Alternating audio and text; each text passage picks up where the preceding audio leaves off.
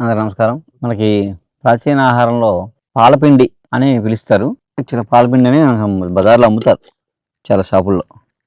దీని మామూలుగా ఉపయోగాలు ఏంటంటే, ఇది చలవ చేయడానికి వేసవికాలంలో ఇంట్లో ఉంచుకొని, ఈ వేసవికాలం ఇంట్లో ఉంచుకొని కొంచెం ఎవరికైతే వేడిగా ఉందో, వేడి చేసిందో వాళ్ళకి కొంచెం పాలలో కలిపిస్తారు.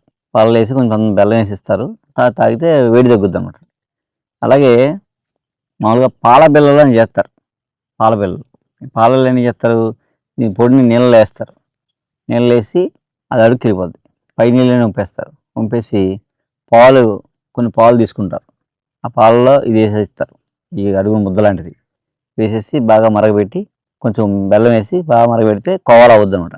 దాన్ని పళ్ళులో పోసి ఇలా ముక్కలకు కోస్తారు. కోసి ఇంత బెల్లం ఉంటాయి. అవి డబ్బాలు పెట్టి దాస్తారు అనమాట. పిల్లలకి ఇస్తే బాగుంటుంది, తీతీగా బాగుంటుంది. మంచి బలం కూడా పిల్లలకి, పుష్టిగా తయారవుతారు. అలా పాల బిళ్ళని చేస్తారు. పాలపిండి అని పిలుస్తారు. దీంట్లోంచి ఒకటి వేడి దగ్గరానికి వాడతారు. అలాగే పిల్లలకి తినడానికి స్వీట్ కింద ఇస్తారు. మామూలుగా మంచి బలం, వేడి తగ్గిస్తుంది. రెండోది ఏంటంటే, చంటి పిల్లలకి నలుగుపిండి చేసేవారు పూర్వం. ఆ నలుగుపిండి ఈ పాలపిండితోటి చేసేవారు.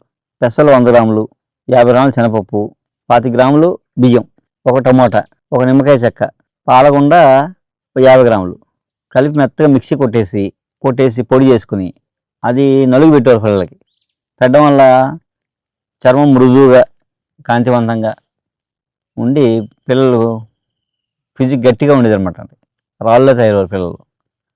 అలా ఇది చర్మం కాంతివంతంగా ఉండడానికి చిన్నపిల్లలకి ఏ కెమికల్స్ లేకుండా, రసాయనాలు లేకుండా అలాంటి నలుగుపిండి వాడేవారు అనమాట. ఇది అందరూ చేసుకోవచ్చు. అలాగే ఇంతకీ ఈ పాలపిండి ఎలా వస్తుంది, ఈ పాలపిండి ఎలా చేస్తారు తెలుసా? ఇది ఏంటనుకుంటున్నారు? మాకు చూడగానే పసుపు మొక్క అనుకుంటారు. పసుపు జాతికి చెందిందే కానీ పసుపు మొక్క కాదు. దీని నుంచే పాలపిండి వస్తుంది. ఎలా వస్తుంది? ఈ దుంపలు ఉన్నాయి కదా, ఈ దుంపలు తీసి దానికి ఇలా రాస్తే పేస్ట్ లాగా, కన్నాల దానికి పిల్లలాగా గీకుతారు. మనం చూసే తురుము అంటాం కదా, క్యారెట్ తురుముతాం, అలా తురిమినట్టుగా చిన్న దాంట్లో ఇలా కురితే కింద మొత్తం పిండిలా వచ్చేస్తుంది. దాన్ని వాటర్లో వేసేసి ఇలా తిప్పి ఆ పై డస్ట్ చెత్త అంతా తీసేస్తారు. ఇందులో ఉన్న ఈ స్టార్చ్ అంతా, పిండి పదార్థం అంతా కిందకి వెళ్ళిపోయి ఉంటుంది. పై నీళ్ళన్నీ ఉంచేస్తారు. ఉంచేసి దాన్ని ఎండబెట్టేస్తారు. ఎండబెట్టేస్తే ఇలాగా ముక్కలుగా ఎండిపోయి ఈ పాలపిండి తయారవుద్ది అన్నమాట.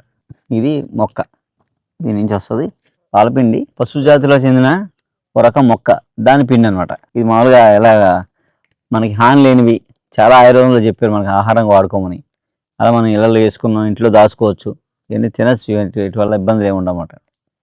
మాది పశ్చిమ గోదావరి జిల్లా పాలపల్లి అండి మాది. నేను ఒక ట్యాక్సీ డ్రైవర్ని, ట్యాక్సీ తోలుకుంటూ ఉండేవాడినండి. నాకు సైనస్ అనే కంప్లైంట్ ఏర్పడ్డది సార్. నాకు ముక్కులో గడ్డ కట్టేసిందండి. నాకు బాగా విపరీతంగానే ఊపిరి అందిది కదా సరిగ్గా. నాకు ముక్కుతో పీల్చుకునే గాలి నోటితో పీల్చుకునేవాడండి. పాలకొల్లు ఏంటి హాస్పిటల్కి వెళ్ళానండి. డాక్టర్ గారు నన్ను స్కాన్ చేశారండి. లోపల స్కాన్ పెట్టి చూశారు. స్కాన్ పెట్టి చూస్తే, అమ్మ నీకు ట్యాబ్లెట్ వల్ల తగ్గుతుంది, నువ్వు ఇమీడియట్గా రేపు నువ్వు అటెండ్ అయిపోవాలి, నాకు ఆపరేషన్ చేస్తాను, ఒక 40,000 తెచ్చుకోమన్నారండి నన్ను ఆపరేషన్కి. ఈ సైనస్ ఆపరేషన్కి 40,000 తెచ్చుకోమన్నారు డాక్టర్ గారండి. నేను నెల రోజులు కూడా ఏ పని చేయకూడదు, రెస్ట్ తీసుకోవాలి.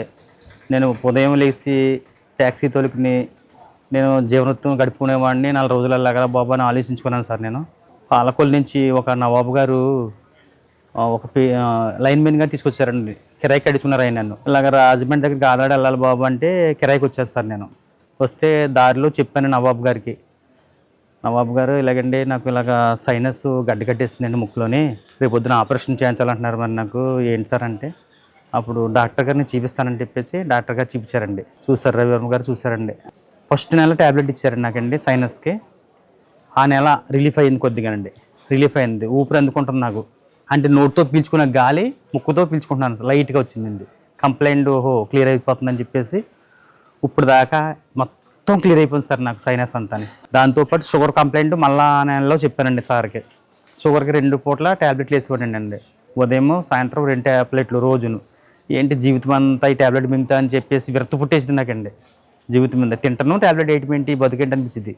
ఆఖరికి దేవుడి దయ వల్ల అసలే మన రవివర్మ గారి వల్ల ట్యాబ్లెట్లు మొత్తం 3 నెలలు ట్యాబ్లెట్లు మొత్తం మానిపించేస్తారండి. చాలా ఆరోగ్యంగా ఉంది సార్. ఈరోజు నాకు చాలా హ్యాపీగా ఉందండి. ఫ్యామిలీతో ఇలా హ్యాపీగా ఉన్నానండి. షుగర్ వల్ల కంప్లైంట్లు అన్నీ కూడా క్లియర్ అయిపోయినాయండి. సార్ ఇచ్చారు మందులు అట్లు కూడా. ఫ్యామిలీతో చాలా హ్యాపీగా ఉన్నామండి.